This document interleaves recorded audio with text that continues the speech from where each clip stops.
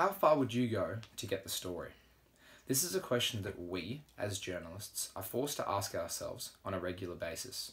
However, clearly, this is not something that the 60 Minutes crew asked themselves in April of 2016.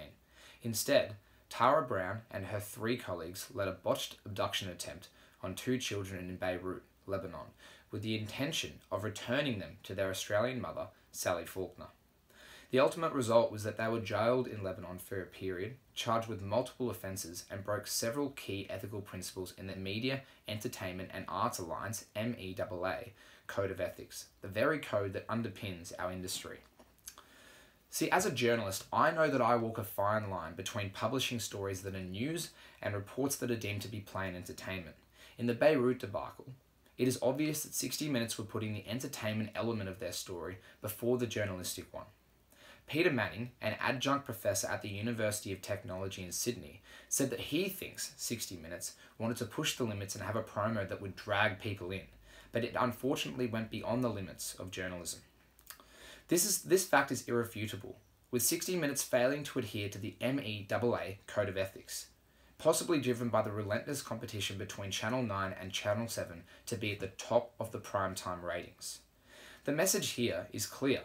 We as journalists must abide by the MEAA Code of Ethics to prevent our stories from becoming entertainment with an aspect of news, as opposed to news that borrows conventions of entertainment.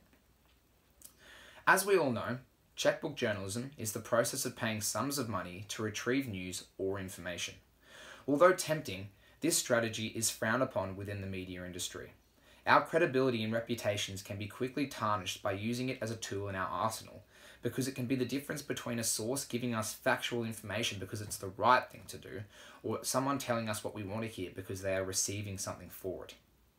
Code 7 of the MEAA Code of Ethics states that journalists will do their utmost to ensure that there is disclosure of any direct or indirect payments made for interviews, pictures, information, or stories.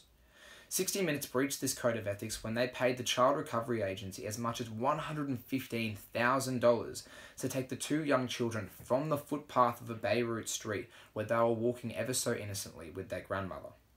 Furthermore, instead of just paying for news or information, 60 Minutes were involved in funding an external company, a Child Recovery Agency, to provide a service in order to create their own story, not to report one. Do you think that it would be fair to say that 60 Minutes actually took checkbook journalism to an entirely new level?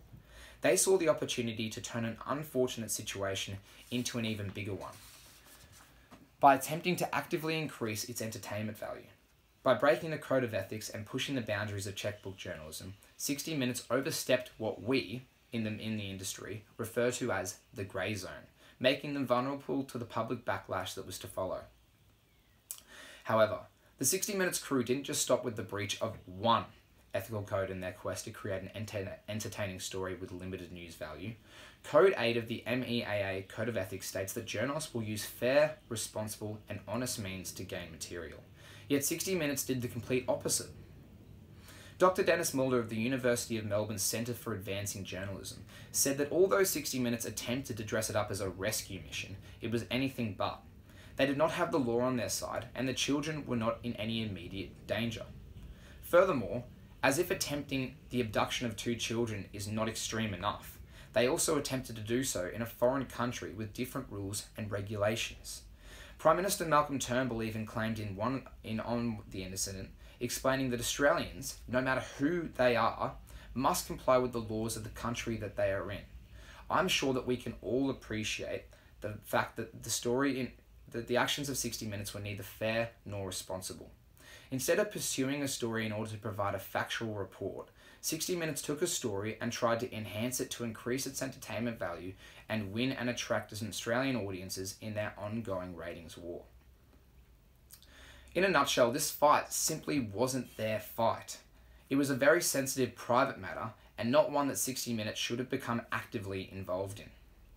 Code 11 of the MEAA Code of Ethics states that journalists must respect private grief and personal privacy. The Sally Faulkner story was full of private grief, and sensing a potential ratings winner, 60 Minutes saw the potential to turn the story into something more, and in the process blatantly ignored Code 11. There were numerous parties involved, not just Sally Faulkner, and bucket loads of private grief and personal privacy. 60 Minutes simply ignored all of this and pushed forward with their plan to create the ultimate story. Even Prime Minister Turnbull weighed in on the subject, explaining that where children are involved in foreign jurisdiction, such as in Lebanon, it is the local courts, not the Australian government, and much less private citizens that make decisions about child custody. Because of the actions of 60 Minutes, Sally Faulkner has now not been in contact with her children for nearly 2 years. And this would simply never have happened if 60 Minutes had adhered to a few critical codes within the MEAA that provide strict guidelines for our profession. Arguably one of the most challenging aspects of our job is to maintain objectivity and to not become personally involved in a story. I believe that Tara Brown and the 60 Minutes team found an emotional attachment with Miss Faulkner and what they perceived to be as the justice of her cause. I'm sure that we can all relate to this to some extent. When the entertainment value of the story became a driving factor for 60 Minutes and the abduction plan was hatched, all objectivity was thrown out the window, violating Code 5 of the MEAA Code of Ethics. The 60 Minutes team simply turned a blind eye to any conflict of interest and in doing so rendered their reporting inaccurate, unfair and subjective. We are all passionate about certain subjects, however there is a right way and a wrong way to go about expressing ourselves. 60 Minutes chose to convey their message by altering a situation and creating their very own drama. The 60 Minutes Botched Kidnap case is an issue that all journalists can learn from. Not only does it teach us to strictly abide by the MEAA Code of Ethics, but it shows just how far some journalists will go to find the right story. 60 Minutes not only compromised the story by unfairly and unlawfully retrieving information and creating the story, but they put themselves in grave danger in doing so. 60 Minutes have tarnished the reputation of all media reporters, a reputation that now needs to work its way back up through ethical journalism. Following the arrest of Tara Brown and her media crew, Mark Pearson said that the only thing we have remaining to sell news is credibility and respect in our community. Instead of focusing on the entertainment value of a story, we as journalists must revert back to releasing news based on the best interests of our own community.